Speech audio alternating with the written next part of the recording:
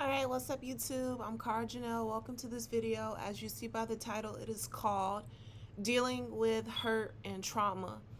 And this video in particular is really just because I've been seeing this lady in particular that's dealing with a lot of like hurt and trauma. And family trauma is one of the hardest things to get over. And to the victims or the people who've dealt with this, and I feel like I can speak about this because I personally went through it, it oftentimes seems like other people don't recognize, what they did wrong, or they don't recognize the factors and the part that they played in affecting the person that's dealing with the trauma. They don't recognize it. Either they, push it to the side as if it never happened. They push it to the side as if what was done didn't affect that person the way that it affected that person, or they pretty much, just bypass any responsibility for it. And when you're not yet healed and you still feel all of those afflictions and all of that pain, it gets really hard to get over. It gets really hard to heal. But what we're going to do in this video is go into a few particular people in the Bible that actually it was seemingly as if they didn't deserve what they went through. Because a lot of times with family trauma, especially if it started really, really young, some of the stuff is seemingly undeserved. It seems that way. But in the people in the Bible that we're going to go into, God had a bigger plan. He had a bigger purpose. He authorized situations to happen as far as letting them happen because, there was already some open door for these things to happen. He let them happen. But at the end of the day, he did it for a purpose and a plan. And we're going to get into that.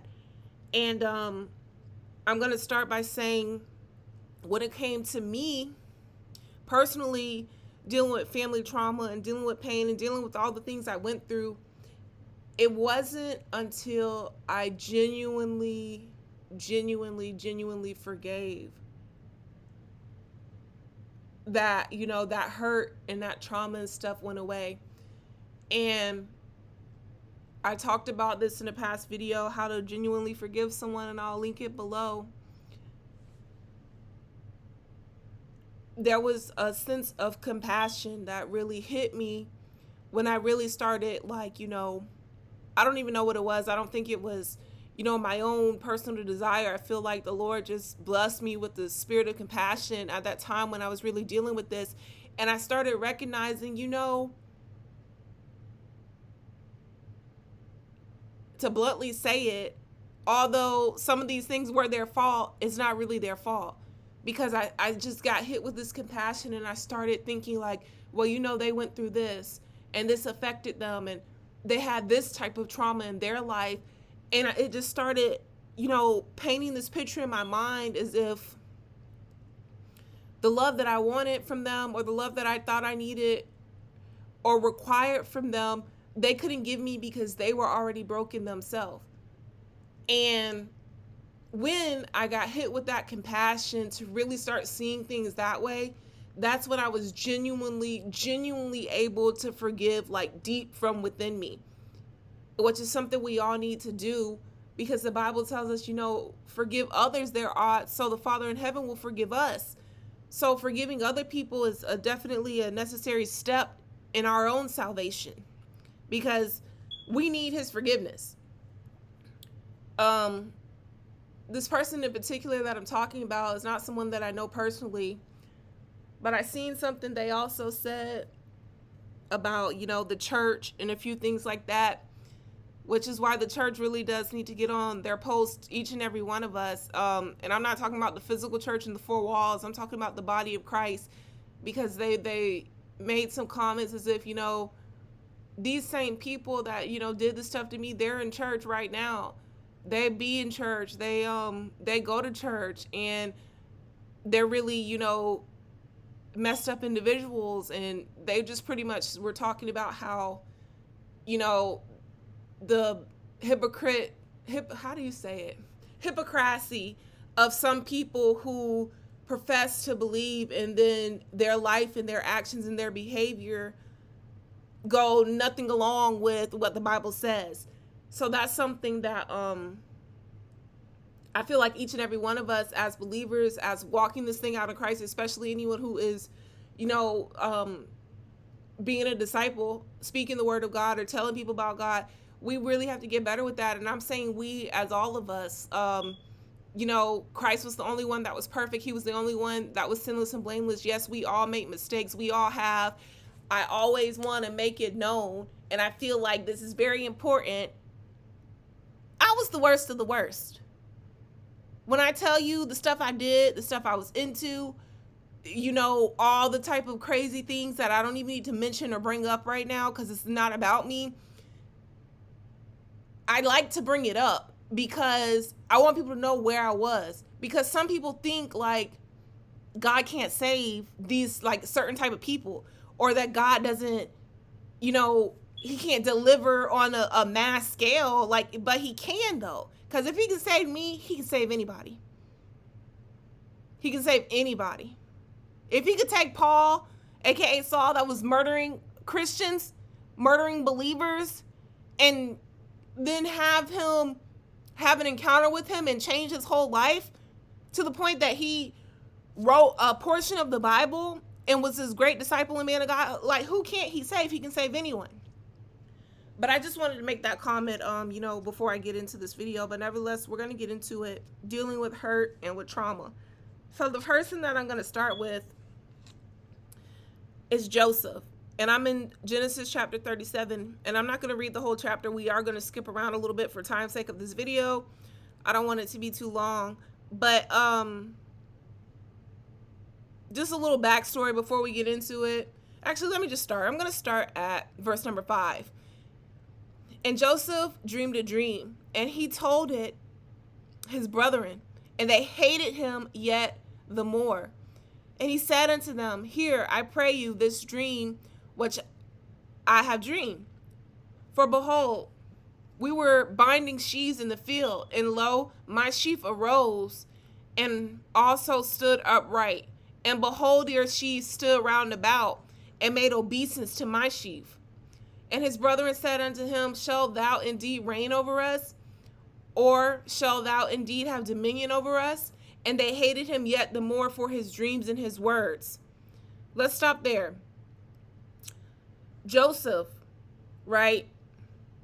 He had all these brothers, and what the 12 tribes of Israel came from.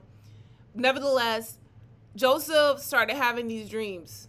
Dreaming these dreams and all these things of that nature. And he's telling his brothers, like, look, I dreamt this dream. And he didn't even know what the dream meant. His brothers, though, were skilled. His brethren were skilled in interpreting dreams because they were able to tell him, like, what are you saying right now? You think you're going to reign over us? You think you're going to have dominion over us? Because he told a dream that was symbolically given unto him. He dreamt that they were binding sheaves in the field, and his sheaf arose and stood upright, and everyone else's sheaf was bowing down to him. And that's symbolic. But the brethren were able to interpret the dream and put it in layman's terms so anyone can understand. Even we can understand now as we're reading the scriptures. Like they're saying, so you're going to reign over us? You're going to have dominion over us? And they hated him for it. Hated him for it.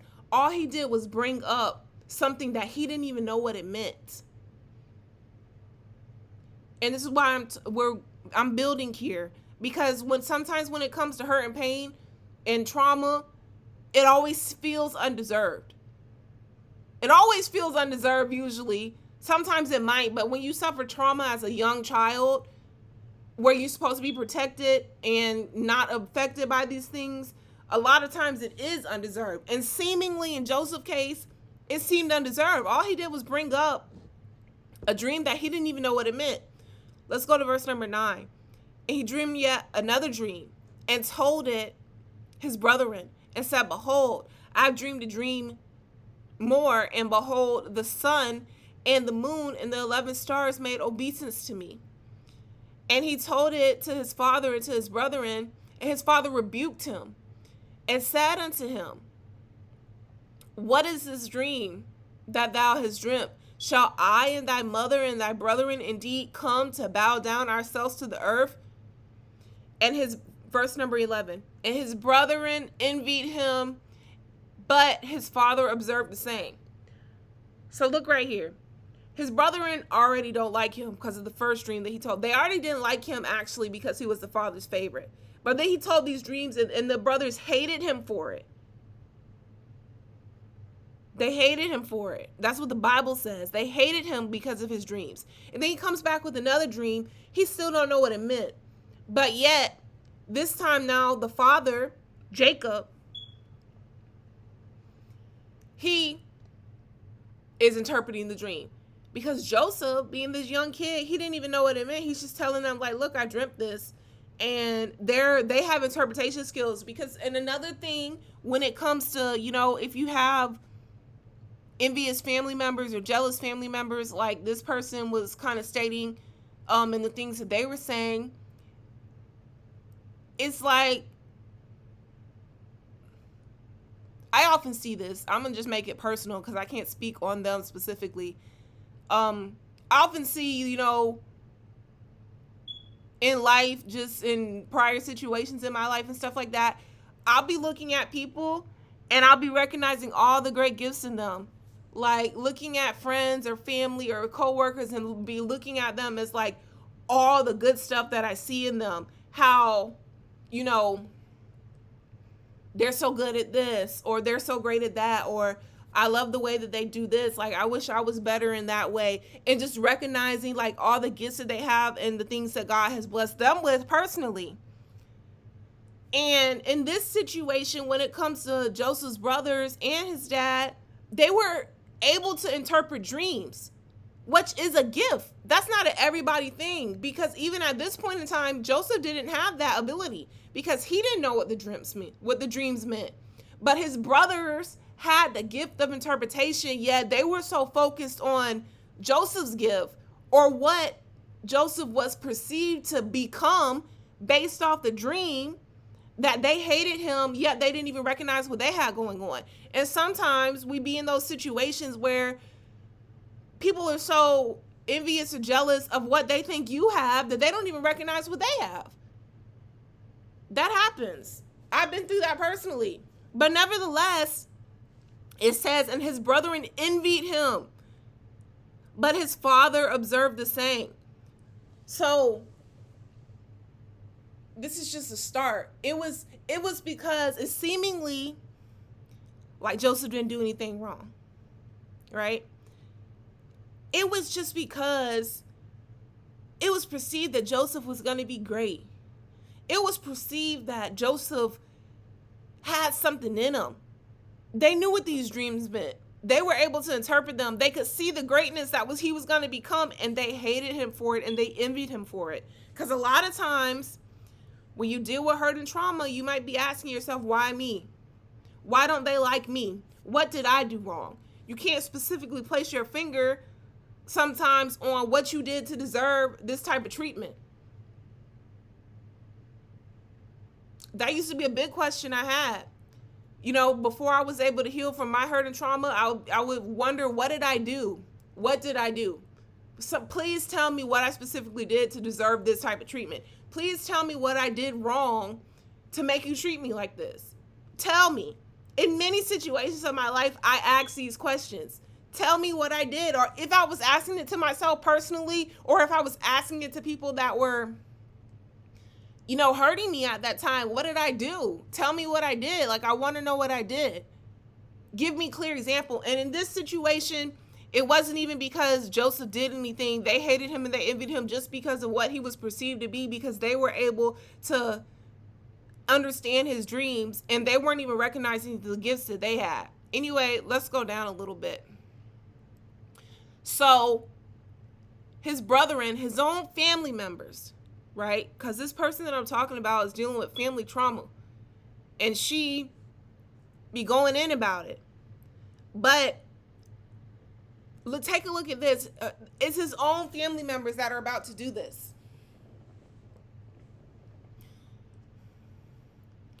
Let me see if I can find the verse I want to start at. So Joseph was supposed to be going to find his brethren, right? Verse number 18.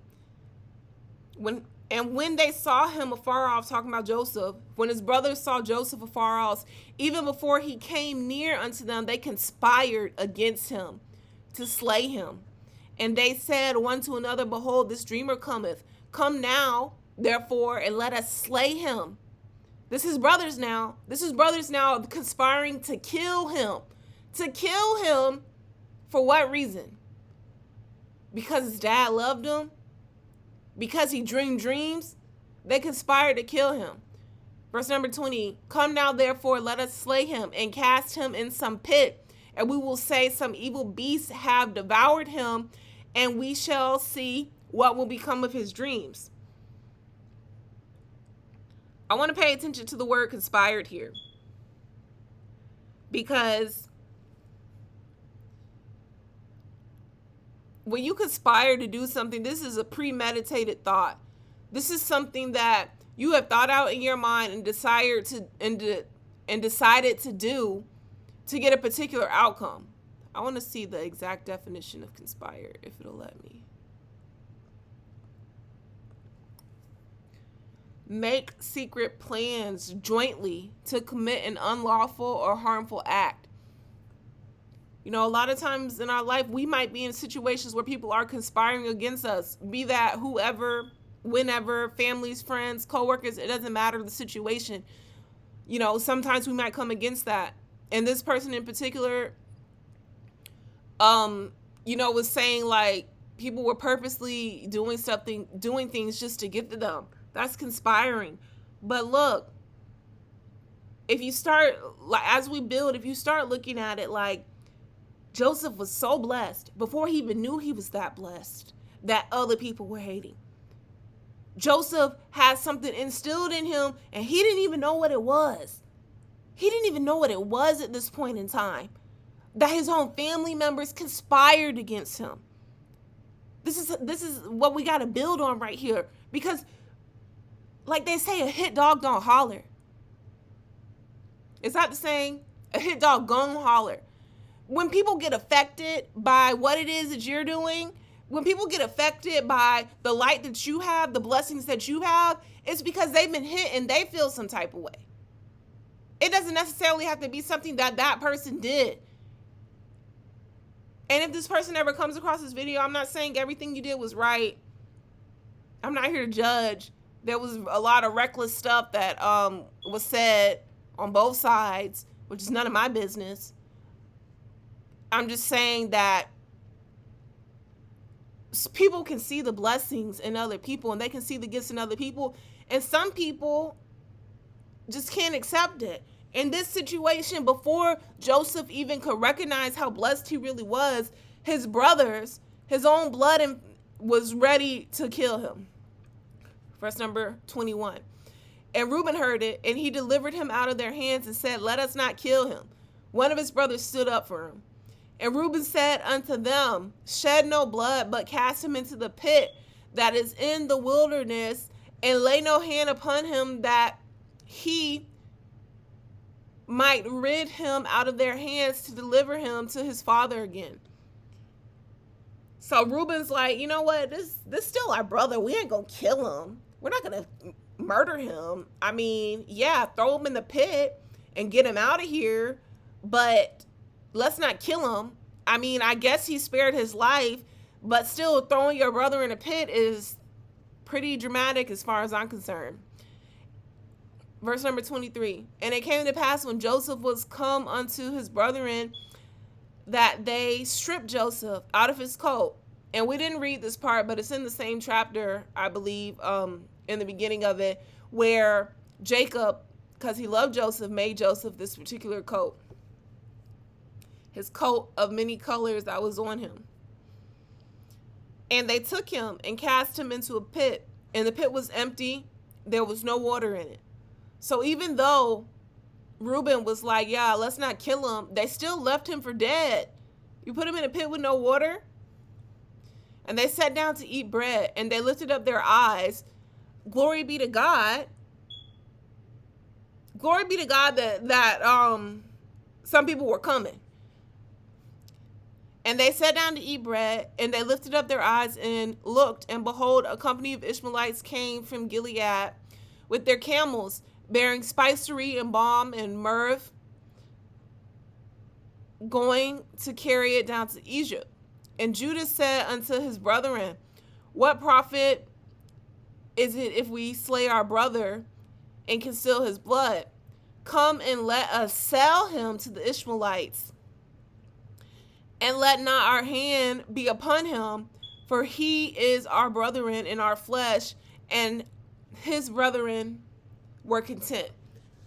So they're like, you know what? We're not going to kill him.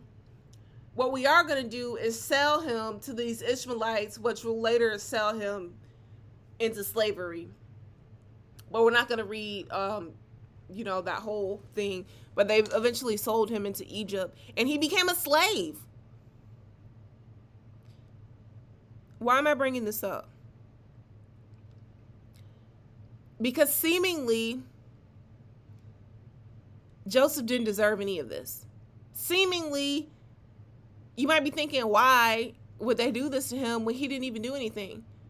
You might be thinking, like, you're telling me God has a plan behind all of this? You're telling me that God has a plan from everyone in his family not liking him because of his aspirations and his dreams? I'm talking about literal dreams, right? Because the Bible's talking about literal dreams, visions of the night. But think about it you can make it personal if you have to. You might be somebody in your family that has aspirations to go far in life. You might be somebody in your family who has aspirations to do things that have not been done in your bloodline. And then other people in your family might be looking at you like, who you think you are type stuff. Or what makes you think you're going to be the one to make it? Like, they might be looking at you like that. Because they were looking at Joseph like that. Like, who do you think you are? Do you think we're going to bow down to you? You think you're going to be over us? But Joseph just had this dream. Let's continue. So basically, they sold him, and then they kind of took his coat and put some animal blood on it to take it back to his dad and say, like, yeah, we think something got Joseph. And he was pretty much, for a long period of time, not a part of their lives, because the dad thought he was dead, and the brothers were concealing that lie, and Joseph is somewhere else still going through it. Still going through it. He was still going through it. Let's go to Genesis chapter 39.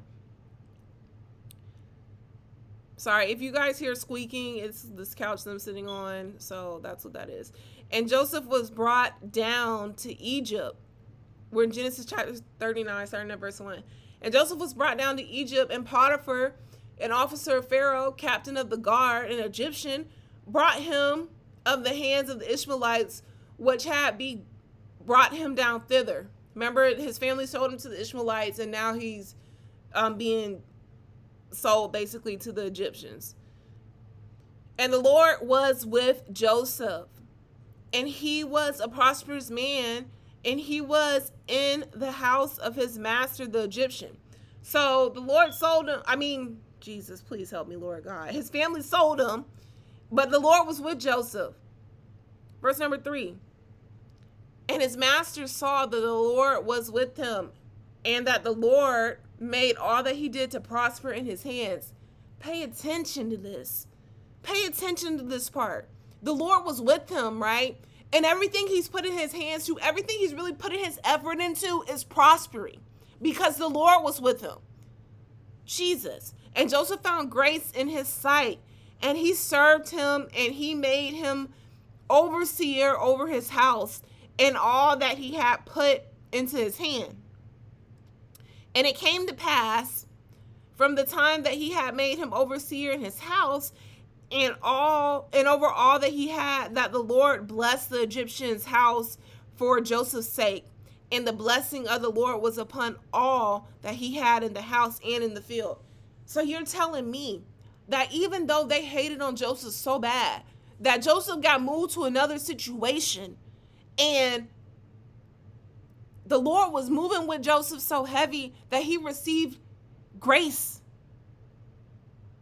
in the sight of the overseers and the people in the house, that even not only Joseph that was sold into slavery, but everything in his house was being blessed because of the Lord. This particular person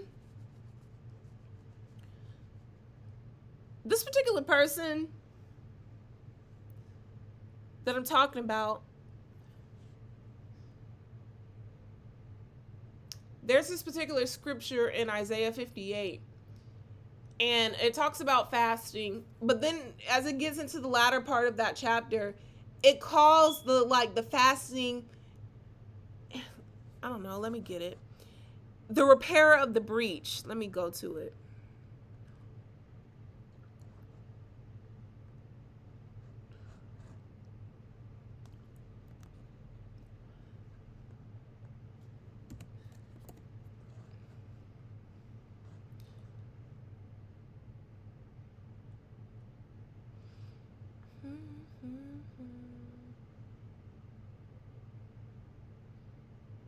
There it is. Verse number 12 in Isaiah 58.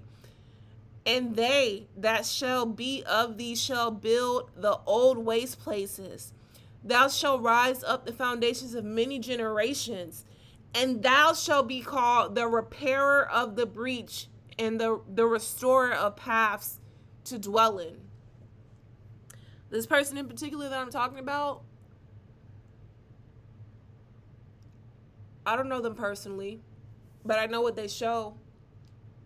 And I can't say I agree with everything, but what I can say is it looks like they made a way out of no way. It looks like if they get on the right path, they could be that repairer of the breach. Thou shalt raise up the foundations of many generations. Sometimes we can look in our own personal bloodlines and be like, look, no one ever did this. We can look at our own backtrack, 100 years and be like, no one in my family ever did things this way. No one in my family ever made it out. Some people can look in their bloodlines and see things like that. But then this person in particular has done things, even outsiders, outside of their family members, just people in general don't normally do. So there is some type of blessing that comes with that. That is a blessing. And with them alone, how they were talking about like how they want to raise their kids, and they wanted to raise whole children. They didn't want to raise broken children. That's something that they said that really stuck out to me, and that really, I almost started crying when I heard that, because I feel like anyone who brings a child into the world will want that child to be whole. And we get broken along the way and stuff, but the fact that that was her intention, that really touched my heart. But look at what the Bible's saying in Isaiah 58. Thou shalt raise up the foundations of many generations, and thou shalt be called the repairer of the breach. So, honey, when you're going through this type of warfare and this type of hurt, worried about who's hating on you and who don't like you and stuff like that, but your heart's intention, whatever's been placed in your heart, the Lord says he'll give you the desires of your heart. And that's placed in your heart to raise some whole children. You're setting up a foundation right there. You're setting up a foundation right there, especially if you really start walking with the Lord and you let him be that firm foundation that you build your children on. Oh, and that foundation shall raise up. Then thou shalt raise up the foundations of many generations, and thou shalt be called the repairer of the breach. What's a breach? Let's get specific here. Let me look it up, please. A breach is usually when something goes wrong. Like when we're watching movies and stuff, oh, there's been a breach. There's been a breach in the laboratory. Something's went horribly wrong. But the Bible's saying the repairer of the breach, whatever's been messed up, if you trust in God and you let him fix it, oh my gosh, Jesus, I love it. If you let God fix it, you could be the repairer of the breach because of his power, because of him. Because when his spirit gets involved and his word gets involved, oh, Jesus, I thank you, Lord. Anyway, let's go back to this. This video is getting long. I do want to talk about one other person. I'm going to have to kind of skip through a little bit of this. Anyway, another situation that happened with Joseph. After, you know, the Lord was clearly with him and everyone is benefiting. Everyone's, you know, they're also dwellings in the blessings of the Lord because the whole house was just blessed, and the field because of Joseph was walking with the Lord. However you want to say it, the Lord was walking with him. Yeah. Hold on, let me get my thoughts together so I can calm down and really finish this off. Okay. And Joseph was a goodly person and well favored. Now, here comes another obstacle. Here comes another situation for Joseph. And it came to pass after these things that the master's wife cast her eyes upon Joseph and said, lie with me. But he refused and said unto his master's wife, behold, my master rotteth not what is with me in the house, and he hath committed all that he have to my hand. So Joseph's like, no, I'm not going for that. No, thank you, lady. Verse number 9. There is none greater in the house than I, neither have he kept back anything from me but thee, because thou art his wife. How can I do this great wickedness and sin against God? So Joseph was like, look, I'm not doing this to the master because he's been good to me, and I'm not about to sin against God. And it came to pass as she spake to Joseph day by day, she keeps on, look.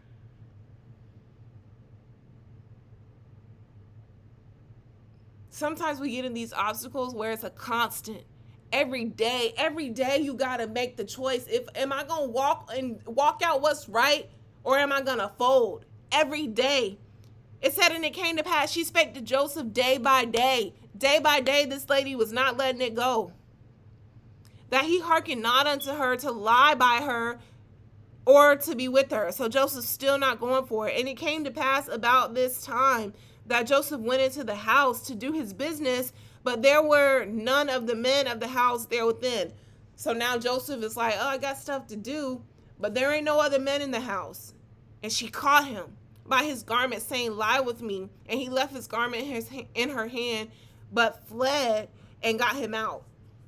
So now, let's keep going. Let me read it real quick. I don't want to, there's so many things that Joseph went through. I kind of want to get closer to the end, but let's finish this part right here. And it came to pass when she saw that he had left his garment in her hand and was fled forth, that she called unto the men of her house and spake unto them, saying, see, he brought in a Hebrew unto us to mock us. He came in to lie with me, and I cried with a loud voice. And it came to pass when he heard that, I lifted up my voice and cried. He left his garment with me and fled and got him out. So now, not only was she trying to get Joseph to do wrong with her, trying to get Joseph to come sleep with her, and he wouldn't go for it, but she taunted him day by day by repeatedly trying to get him to do it, and he still wouldn't go for it. So then she caught him in a compromised position because he's in the house and no one else is there with them, and done snatched his man's shirt off.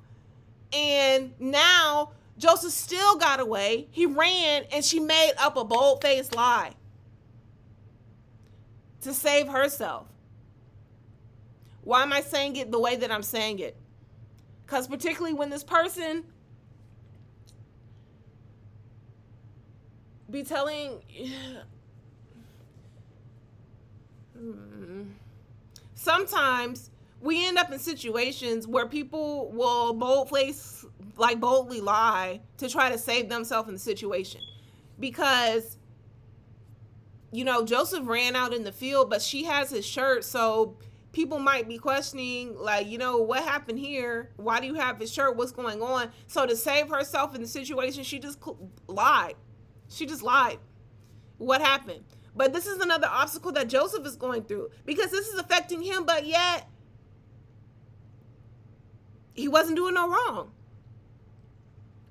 Verse number 19, we're going to skip down some. And it came to pass when his masters heard the words of his wife, what she spake unto him after this manner, did thy servant to me, that his wrath was kindled. And Joseph's masters took him and put him into prison, a place where the king's prisoners were bound, and he was there in prison. But the Lord was with Joseph and showed him mercy and gave him favor in the sight of the keeper of the prison. So regardless of all these things that Joseph is going through, it keeps being clear that the Lord is with him. It keeps being clear that, you know, yeah, all this stuff is happening to you, but I'm still making a way out of no way. I'm still, you know, giving you favor in the sight of the people that you're coming in contact with, because I'm with you. So let's backtrack a little bit. All Joseph did was tell a dream that he had. Didn't know what it meant, but he told 2 dreams that he had. His brothers, the Bible told us his brothers hated him and they envied him, to the point that they desired to kill him, but had a change of heart and decided to throw him in a pit instead, and then sold him as a slave. But yet he goes to another country to be a slave, and the favor of the Lord is on him, and everyone loves him there. But then another obstacle comes where the master's wife wants to sleep with Joseph, and he keeps refusing. So she had to make a bold-faced lie up for him to get thrown in prison. And then what? He gets thrown in prison, but the Lord is with him, giving him favor in the sight of the keepers of the prison. So regardless of all these circumstances, and why I'm bringing this up is because, yes, that has to hurt. You can't tell me that doesn't hurt. I would be very hurt if my brothers threw me into a pit and left me for dead. I'd be very hurt if my family members, you know, did something of that nature. So when we bring it to our personal life and we think about the situations that we've been in and the things people have done to us or said to us or whatever the case is, it hurts. Yeah, it does hurt. No one's denying that part. But look at the bigger picture when it comes to Joseph. Yeah, all of that happened, but we're seeing how God is still with him, how God is still have his hand in the situation. Because one thing you don't want to do is when you get to feeling this way, start thinking, God's not with me. Or start thinking, God doesn't love me, or God doesn't see what I'm going through, or he doesn't. No, he sees all things. He sees all things. And he knew what Joseph was going through, and he kept making it clear that he was with him regardless of what the situation was unfolding. Let's read verse 23 real quick, because this one is important too. The keeper of the prison looked not to anything that was under his hand, because the Lord was with him, and that which he did, the Lord made it to prosper. Joseph is in a prison prospering. Let's keep going. This is another scenario where they did Joseph dirty. I'm not going to read this one. Long story short, you know, these bakers, I'm not going to get into this one, but long story short was Joseph was able to interpret a dream for these people. And they were like, he was like, you know what, when you go in front of the king, just make it known that I interpret dreams or whatever. And they didn't do it. And then somehow again, Joseph got into favor and, you know, showed what the Lord had instilled in him. Because now it wasn't even just about dreaming dreams. Now Joseph was able to interpret. So that's pretty much what this chapter is about. I want to get further.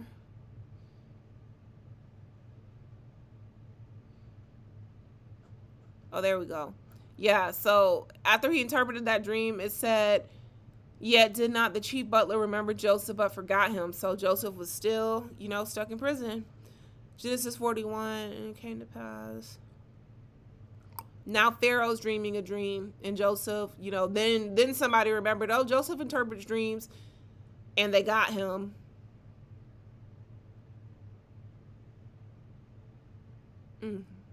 I like that verse right there. And Joseph answered Pharaoh, saying, it is not me. God shall give Pharaoh an answer of peace. Go ahead, Joseph. All right, we're not going to go into that one.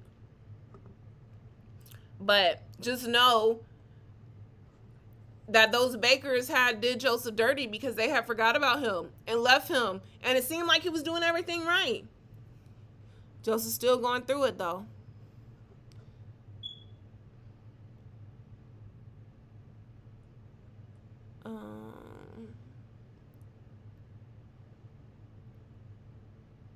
Okay. Chapter 42. I don't want to read the whole thing, but we might have to because this one is really important.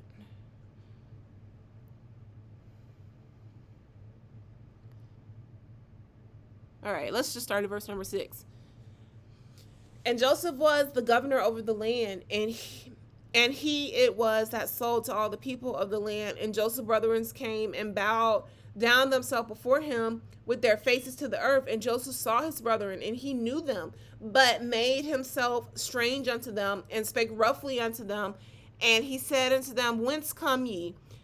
And they said, From the land of Canaan to buy food. And Joseph knew his brethren, but they knew him not. So now Joseph's in a position, his brothers don't even remember him. They don't even know that this is him. But Joseph is in this position because there was something going on in the land that they had to go seek food elsewhere, right? And this is how the mastermind of God be. There's a famine in the land of Canaan, and the same brothers that they thought left for him for dead or left him to become a slave have to come back to Joseph. And remember way back in the beginning when we were reading how he said, look, my sheaf stood upright and y'all were bowing to me. Now, Jesus, now they come and they're bowing their faces to the earth before Joseph. They don't even know it's him, Jesus. And Joseph knew his brethren, but they knew him not. And Joseph remembered the dreams which he dreamed of them, and said unto them, Ye are spies, to see the nakedness of the land, ye are come. And they said unto him, Nay, my lord, to buy food. Are thy servants come? We are all one man's son. We are true men. Thy servants are no spies. And he said unto him, Nay, but they come to see the nakedness of the land, ye are come. And they said, The servants are 12 brethren, the son of one man in the land of Canaan. And behold, the youngest is this day with our father, and one is not. This one is not here, meaning they think Joseph is dead.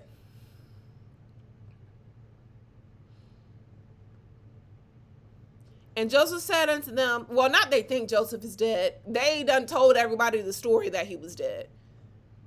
And Joseph said unto them, that is it that I spake unto you, saying ye are spies. Here ye shall be proved. By the life of Pharaoh ye shall not go forth hence, except your youngest brother come hither. Send one of you, and let him fetch your brother, and ye shall be kept in prison, that your words may be proved, whether there be any truth in you, or else by the life of Pharaoh surely ye are spies. And he put them all together into ward 3 days. So now Joseph is like in this position where he can throw somebody in prison.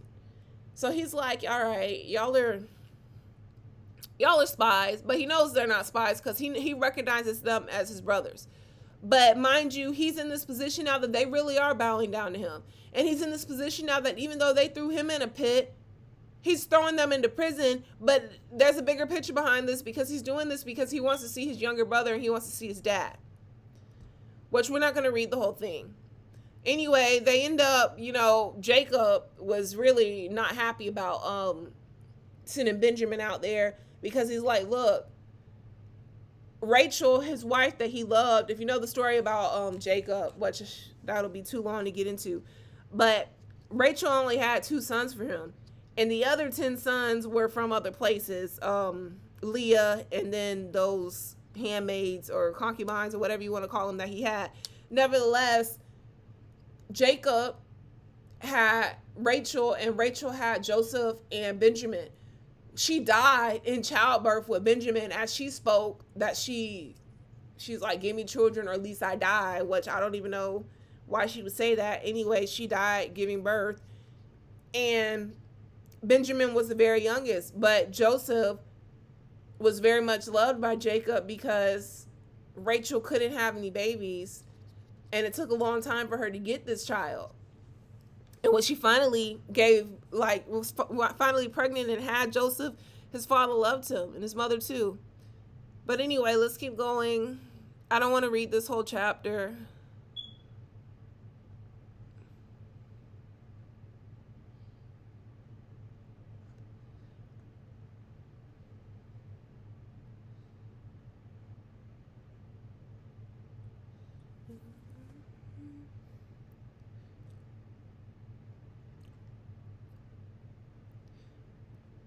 I want to get to the ending. All of this is important, but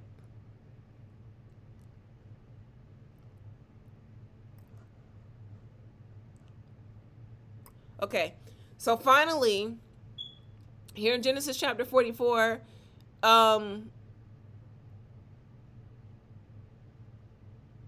yeah, that did happen. Anyway, finally, they came to say like, okay, these men aren't spies and all that stuff like that. And they filled their bags up with this food to go back with. And they put, money and stuff in the sack. Let me see. And he commanded the steward of his house, saying, fill the man's sack with food as much as I can carry, and put every man's money in his sack mouth. So Joseph is like, you know what, fill their bags up with food, and the money that they have to purchase this food, put it in the bag too. And put my cup, the silver cup, in the sack's mouth of the youngest, meaning when they finally bring Benjamin up there, and his corn money. So give Benjamin the cup and give him his money back. And he did according to the word that Joseph had spoken. And as soon as the morning was light, the men were sent away, they and their asses. And when they were going out of the city and not yet far off, Joseph said unto his steward, up, follow after the men, and when thou doest overtake them, say unto them, wherefore have you reward evil for good? So now Joseph is like, look, y'all did all this to me. I don't feel like it was an evil intention, but he's just like, okay, send in one of his servants, like go after them and overtake them and be like, why we were good to y'all over here, so why y'all were running it with evil, basically saying, why are you stealing from us when we treated y'all right? Verse number 5, is not this it in which my Lord drinketh, and whereby indeed he divineth? Ye have done evil in doing so. So that cup that he told them to put in there, he's like, the servants like basically saying they stole it. And he overtook them, and he spake unto them the same words.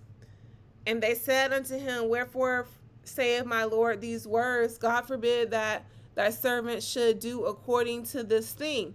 Behold, the money which were found in our sack mouths were brought again unto thee out of the land of Canaan. How then should we steal out of thy Lord's house silver or gold? Okay, it goes down, it goes down, it goes down.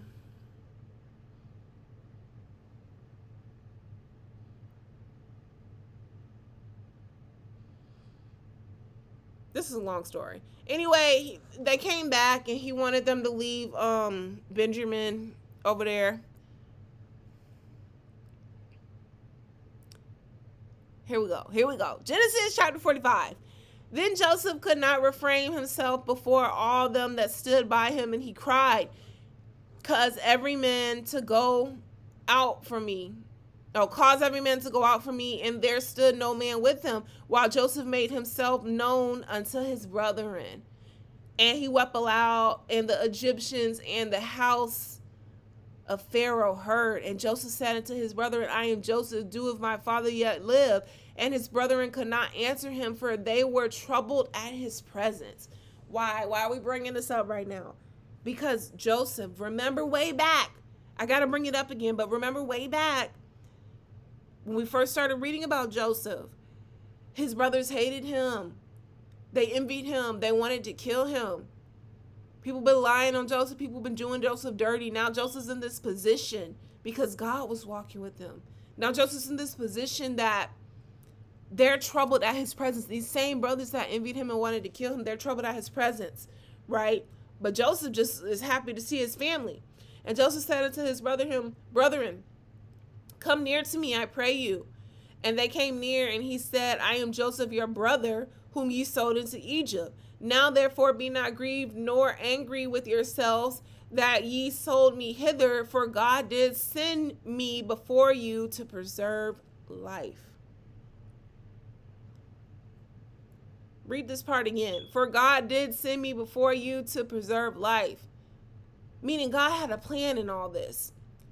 For 2 years have the famine been in the land, and yet there are 5 years in the which there shall neither be earing nor harvest. So remember when I was saying that, well, I skipped that part, but remember I was telling you like Joseph was interpreting dreams. After the baker forgot that Joseph was interpreting dreams, it came up that Pharaoh had a dream, and then he remembered that, Joseph interprets dreams. And when Joseph interpreted the dream, via the Spirit of the Lord, because interpretation is left up to God, when he did that, it was basically saying like, yeah, there's going to be this famine, and Joseph kind of gave him direction into what to do based off the interpretation, like, hey, you need to store up all this food and stuff for this amount of time, because after this amount of time, the famine on this land is going to be hard. Verse number 7, and God sent me before you to preserve you as a prosperity in the earth and to save your lives by a great deliverance. That's where we got to end it right there. So after all that stuff they went through, and I'm talking about God has a master plan, and even that famine in the land brought this situation back together. And he's saying, and God sent me before you to preserve you. Meaning those 12 brothers that did him dirty. If we go back to Isaiah 58, talk about repairer of the breach, Miss Ma'am, you don't even know. You don't even know that God might have just chose you to be the repairer of the breach in your whole bloodline. And God sent me before you to preserve you a prosperity in the earth and to save your lives by a great deliverance. Jesus.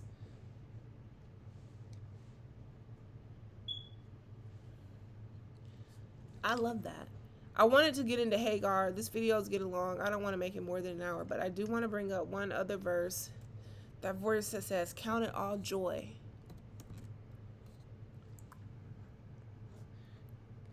Count it all joy. My brethren, count it all joy when you fall into diverse temptations, knowing this, that the trying of your faith worketh patience. But let patience have her perfect work, that ye may be perfect and entire, wanting nothing. Now, in this walk of faith, even the Bible says that Christ learned obedience through the things that he suffered. Sinless and blameless Christ learned obedience through the things that he suffered. So we're going to go through stuff. Because us being regular human beings that sin, that have sinned, that have done things that, we don't even want to see the light today, but the Bible says cover not your sins. We're not supposed to do that. But I'm just saying, we've all done stuff. So if Christ, who was sinless and blameless, had to learn obedience through the things that he suffered, then of course we're going to go through stuff. But don't let it get you down. Don't let it get you to the point where you don't want to live anymore. You don't want to go on. But look at the bigger picture. Sometimes we can't see the bigger picture. We can't see the whole thing. But the Bible tells us that our thoughts are not his thoughts and our ways are not his ways. Because his ways are so much higher than ours. And the Bible says when we get to these parts of thinking about, oh, I'm this and I'm that, or I feel like I'm this and I'm that in a negative fashion, we have to remember that the Bible tells us he knows the thoughts that he thinks towards us. Thoughts of good and not of evil to give us an expected end. So it's just like, You may be going through it. Yeah, there may be trauma and there may be hurt and there may be pain.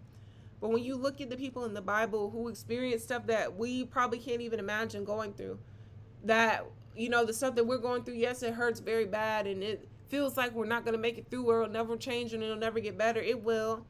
And if these people can go through it on a much harsher level than we went, then I can't even talk, on a much harsher level than a lot of people go through. Because, you know, I haven't heard about anyone getting thrown into a pit lately and being sold into slavery. Not to say that that's not happening nowadays, because it probably is in other countries or maybe in this country. I don't know. But I'm just saying that, like, God turned that whole situation around and he did it for a purpose because he had a plan.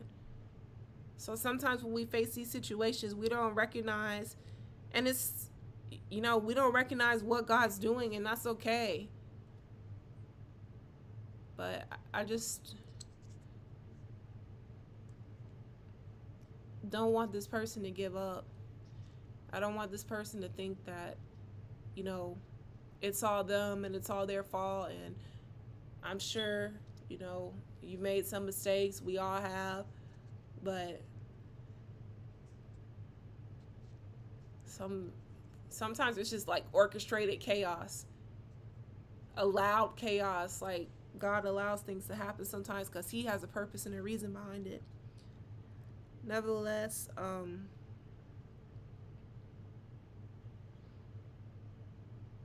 if anyone knows who I'm talking about, keep it to yourself and mind your business, and keep this person in your prayers. And I'll keep her in mind also.